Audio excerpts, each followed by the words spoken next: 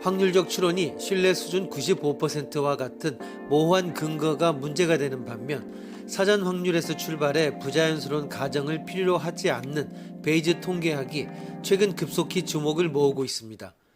특히 인공지능이나 정보 검색 연구에서는 필요 불가결한 이론이 되었습니다.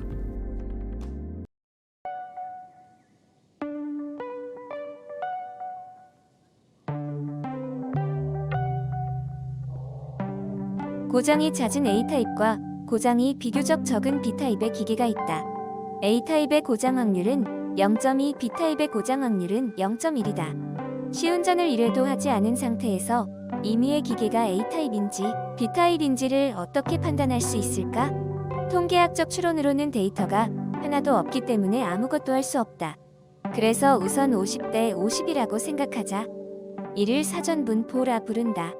다음 1회 운전을 한 후 기계가 갑자기 고장을 일으켰다. 통계적 추정으로는 데이터의 수가 너무 적어서 별반 진도를 나가지 못한다.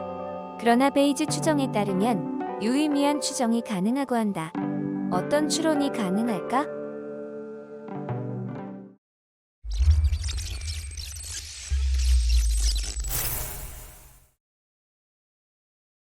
우선 사전 분포에서는 A일 가능성과 B일 가능성은 50대 50으로 추정했기 때문에 그림의 좌측처럼 가능성을 나타낸 면적 1의 사각형은 A를 나타내는 부분과 B를 나타내는 부분으로 2등분할 수 있습니다. 즉 좌우의 면적은 모두 0.5입니다. 다음으로 고장을 일으킨다라는 확률적인 현상을 이 사각형에 그려봅시다. 이는 가운데 그림입니다. 만약 눈앞의 기계가 A타입이라면 고장 확률은 0.2이기 때문에 눈앞의 기계가 A타입으로 그리고 고장을 일으킬 확률은 회색 영역인 면적 0.5 곱하기 0.2에 해당합니다. 마찬가지로 눈앞의 기계가 B타입으로 그리고 고장을 일으킬 확률은 사선 영역인 면적 0.5 곱하기 0.1이 됩니다. 그리고 고장을 일으켰다라는 데이터가 나왔기 때문에 회색 영역인지 사선 영역인지의 가능성은 둘로 좁힐 수 있습니다. 공백 부분의 가능성이 소멸되었습니다. 이것이 오른쪽 그림입니다. 면적 B는 0.5 곱하기 0.2 대 0.5 곱하기 0.1이 되기 때문에 이 B를 A타입일 가능성과 B타입일 가능성의 B로 당연히 생각할 수 있습니다. 따라서 1회 고장을 일으켰다라는 데이터를 얻은 시점에서 A타입일 것이다 라는 추정을 확률 3분의 2로 B타입일 것이다 라는 추정을 확률 3분의 1로 합니다. 이를 데이터를 얻은 후에 사후 분포라고 합니다. 이상이 베이즈 추론의 포인트입니다.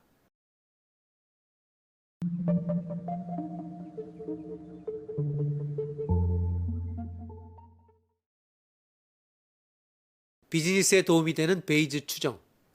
베이즈 이론은 확률적 추측 방법입니다. 기초적인 통계학에서 배우는 방법이 빈도주의의 입장에 서 있다면 베이즈 이론에 따른 추정은 주관적 심리적 확률의 입장에 서 있다고 할 수 있습니다.